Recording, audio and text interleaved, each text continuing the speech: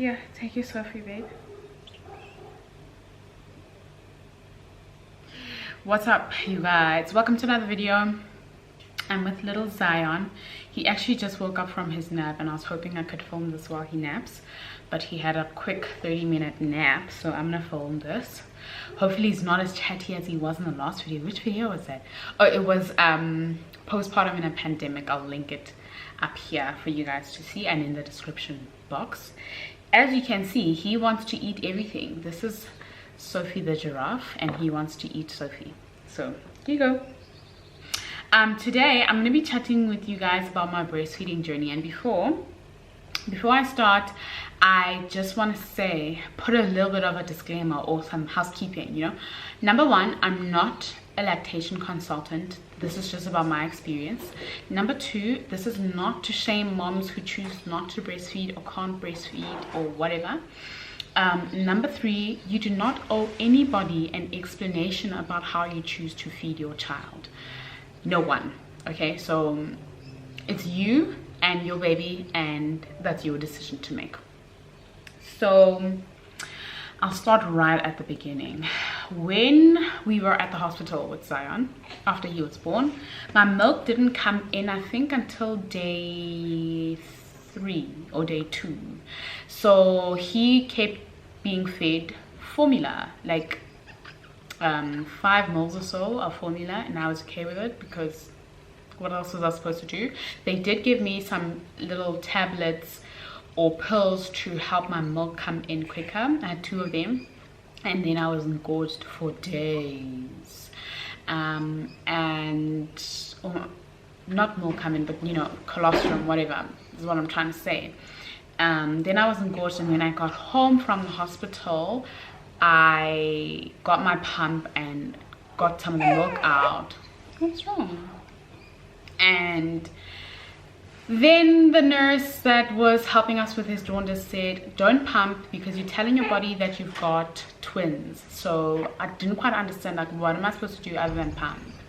I'm also going to be sharing with you some of the mistakes that I feel like I made, and maybe give you some tips if you're a mommy to be, or if you are a new mom currently, like early postpartum.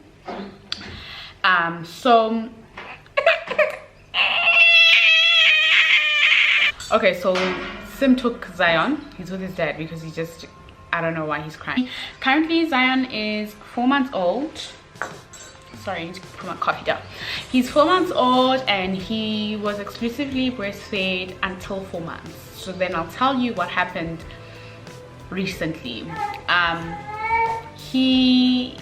Okay, let's start from the beginning, from when I was in the hospital. So gave birth to Zion on the 10th of March at 7:45 in the evening, and my milk didn't come in until day 2 or 3. Then they gave me these pills to help your milk come in quicker, and didn't quite help because they ended up just giving him formula anyways. And then I was like super engorged for days, and when we got home from the hospital, I pumped some of the colostrum out, and then I spoke to the nursing sister that helped us with his jaundice. And she said, stop pumping because you're telling your body that you have twins. You're just going to be more and more engorged, and you're going to have an oversupply. And so I stopped pumping. But what I did was I was using disposable breast pads, and when I'd have him on one side of my chest or my boobs, then the other side, just, you know, if the letdown comes, then everything is spilling everywhere. But I did not have a haka pump. That is mistake number 1 that I did. I did not have a haka pump to catch whatever milk is flowing while he's feeding on the one side. And so because I did not have a haka pump, it's a silicone pump, I don't have a freezer stash currently. So there's that. So initially when we got home, I was really struggling to feed him because I had flat nipples, and he needs, for a baby to be able to feed, the nipple needs to be erect so that it can touch the soft palate, and he knows that he needs to start sucking for the milk.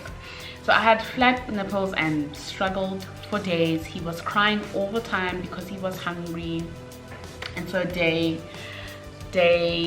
2 at home, nursing sister came to help with jaundice, and she helped with breastfeeding as well, which was great, because had she not helped, I don't think we would have made it to 4 months of breastfeeding. I would have probably just given him formula and kept it moving. So she gave me one of these. I want to show you guys. I know not everybody's a fan of these, but for me this really helped. This is a nipple shield. It looks like this. So this is like a fake nipple basically, and because I had flat nipples, when I put it on the breast, then this little suction pulled the nipple so that it comes in here so that he can suck from it. And we used this for a couple of weeks, and then I slowly weaned him off of it, and then he was fine. If you have flat nipples and you are an expecting mom, my suggestion to you is that you get a nipple puller. There is something called a nipple puller. I had no idea this thing even existed. It's like a little suction thing that you pump onto your nipple, and it gets your nipple used to being pulled on basically, because that's what the baby does. Otherwise, get one of these. It comes in a pack of 2. This is the one from Nook. Now we use Tommy Tippy bottles, and the suggestion that I got from a few moms is that you should use the same brand of nipple shield as the bottles, and I'll tell you why a little bit later. Other products that really helped in early postpartum is nipple cream. Guys, this is gold. It's a little bit expensive. This little tub cost me like 220 rand or something like that. I didn't use all of it, as you can see, but in the first few days, I know they say that it's not supposed to hurt, like breastfeeding is not supposed to hurt, but your body's not used to it, so it will hurt. It might hurt because the baby's not latched properly, but it also will hurt because you're new to this and your boobs are not used to being tugged on the whole time. And my boobs were raw and cracked and bleeding. My nipples were cracked and bleeding, and this thing really helped. I love this brand. I know that they make breast pads and breast milk bags and all of that stuff, so get you one of these. So once we got the hang of breastfeeding with the nipple shield and without the nipple shield, he was fine. I still wasn't pumping unless I knew that I'd be out, but at this point lockdown had already started, so I wasn't going anywhere. The only times that I'd go is when I had my 1-week appointment check-up and my 6-week appointment. He didn't have any checkups because we couldn't take him from home in week 1. We couldn't take him from home because he had jaundice. If we leave the house, the bilirubin levels are going to go back up, and then it's just a whole long story. So the nurse was monitoring him when she came, checking his weight and all of that jazz. I think I spoke about it a little bit on the baby update. I'll link that below, and also day in the life of a new mom with a 2-week-old baby. I'll link that one below as well. You can hear me, he's upstairs. So yeah, that went its way. We were on a feeding schedule, so what we do is we'd wake him up at 7 a.m. and feed him every 3 hours. This was when he still had jaundice, so he needed to be fed a lot. He was underweight when he was born, had jaundice, so he needs to pee the jaundice out basically, and we'd feed him like this. And then once his weight got above 3 kilos, what we did was we would still wake him up at 7 and feed him every 3 hours, like on a schedule, and then his last feed would be around either 7 or 10 o'clock. And from then he would wake up when he's hungry. He'd wake up by himself, we wouldn't wake him up. And now recently we went to the pediatrician just for like a checkup, a general checkup, because we missed all of his appointments in the first couple of months because of COVID. The midwives told us, you know what, it's best if you guys just keep your baby at home. If there's no emergencies and you see that he's doing fine, he's growing, hundreds, keep your baby at home, rather don't bring him because of COVID. So that's what we did. So recently we took him to the pediatrician for a general checkup. He had a heat rash when, like, in the early, like, first week or second week. We got rid of that, and then from about 2 months old he had eczema. Now I have eczema like my whole life. During pregnancy I had eczema, so mama could see that this is eczema. He started scratching it, nonsense. And then the pediatrician told us, okay, he's probably got a food allergy. What am I eating? Blah blah blah. So I stopped drinking. First of all, I stopped eating peanut butter, and it got better. Then I stopped consuming dairy, and it got better. And then when we took him to the pediatrician, he prescribed a few things. I will talk about that in a separate video of his 3 and 4 month update. And he prescribed a few things, and then we went on our way. We had bought a tin of normal formula, cow's milk formula, and he told us, don't feed him this because he might be allergic to cow's milk protein, not lactose intolerant cow's milk protein. But like I said, I'll speak about that in a separate video for 3 month and 4 month update. He is currently almost 5 months old, so that video will be up soon. And then he started teething, like around turning 4 months. He started teething, and he would not breastfeed, you guys. He wouldn't breastfeed, so we gave him a bottle, obviously. We introduced a bottle to him around 8 weeks, and he did take it. And what we did was, because I'm feeding basically around the clock, and whenever he wakes up in the middle of the night, we decided, okay, Cynthia would feed him for one of the middle of the night feeds, and obviously he would feed him via a bottle. And for me, I was fine with that, and he was 90% on the breast. And then he started refusing the boob. My whole life, just like, if you follow me on Instagram, in the early days I was saying how much I hated breastfeeding. It was so difficult, it was so painful. Just feed the baby formula, you know. And it's not been my favorite thing. Like, even recently, it's not been my favorite thing. But for him to refuse the breast, I was very upset about it. He started to just want the bottle, so that's what we gave him, because his gums were annoyed. And I was just like, you know what, give him the bottle. He also bites on the bottle, and it soothes him, it helps him with the pain and whatever. We got him teething gel and all of those beautiful things, and then he just never wanted to come back to the boob. Then I did some research, and it said do a lot of skin to skin time and all of that jazz. Guys, it was just so time consuming. I won't even lie. Like, we have to feed him 8 times in a day, 8 times in a 24-hour day, not just when the sun is shining. In 24 hours he has to eat 8 times.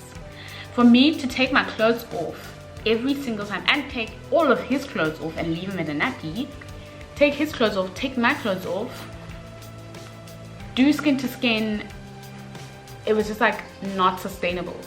So I stopped doing that, and I only offered him the boob at nighttime when he's like drowsy, and he wanted the boob at that time because, you know, it's warm here and it's just nice. He can fall asleep at the breast, and it's beautiful for him.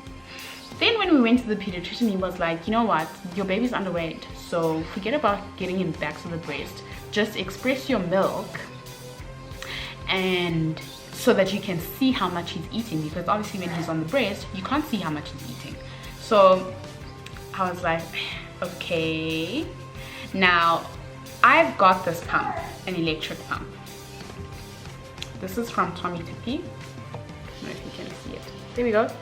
This is a Tommy Tippy pump. I know they've got a new one, but that was released after I bought this one. And it's a single breast pump. It's not a double breast pump where I can put the 2 things on and go for 20 minutes or for 15 minutes.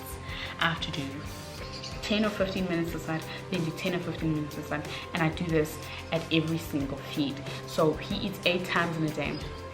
I'm not sleeping at night, because whether Cynthia is feeding him or I'm feeding him, I have to be awake either way. when Sim's feeding him, I have to be awake to pump.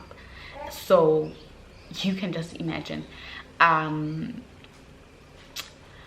So it's been a lot. It's been a whole lot. I have got this electric pump, and then I've got a manual one. And like I said, I did not buy a haka. So that's my advice to you. Get a haka, put it on, catch the milk, put it in the freezer, because I don't have a freezer stash right now. I don't have a freezer stash. So it's literally just one big mind. Yeah. And every time I feed him, I'm like, am I gonna have enough to feed him for the next feed? We put him on a formula. I'll talk about that in the other video I spoke about. But he hates it. He doesn't want to drink this formula, so it's really difficult for me to feed my child right now. We cannot start solids. I know you can start solids sooner than 6 months. We cannot start solids because we don't know what foods he's allergic to, and we cannot take that chance. So that is how breastfeeding has been going. So exclusively breastfed until 4 months, and now I'm exclusively pumping. You guys, I never knew something so time consuming. You know, I thought breastfeeding was time consuming. It's not. Exclusively pumping is extremely time consuming, especially when you don't have a double breast pump. I think I will do a separate video about my exclusively pumping journey, and I hope that I don't have to pump longer than like the next 2 months when he starts solids at 6 months, because it's driving me mental. It's extremely time consuming. I have to wash bottles and sterilize them, pump and feed my child. So any plans that I had for my life, they've been put on the back burner right now because I have to focus on feeding my child. It really breaks my heart because I didn't think I'd be upset by him not wanting the breast, but I am. I'm upset by it because my goal to breastfeed was to 6 months, and then start solids at 6 months and wean him from there. But I would have loved to have him on the breast till like a year, even 2 years. So 4 months of breastfeeding and now exclusively pumping. I'm patting myself on the damn back for that, you know. Not like I have a choice of like what I feed him, but anyways, I'm patting myself on the damn back for choosing to exclusively pump, because that ish is hard and time consuming. Mamas that choose to exclusively pump from the beginning, kudos to you. And I think should we have other kids, I might choose to do that, just so that depending on how they grow, I might choose to do that, just so I can see how much they're eating. Because initially what we were doing was feeding him on the breast and then offering him a bottle afterwards, and he would guzzle it down. He is not a comfort nurser. He doesn't seek comfort via nursing. He wants comfort by being held. That's what he wants. So he gets very annoyed if I offer him the breast. He's like, this is not what I need. I need my food and I want it now. This is too slow for me. And yeah, that's where we are at right now. Okay, so my breast milk supply.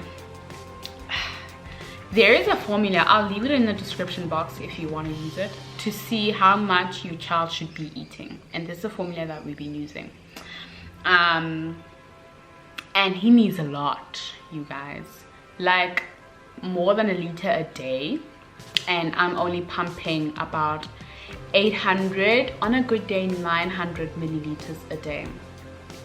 But that means I'm pumping at every single feed. That's 8 times a day. I'm spending about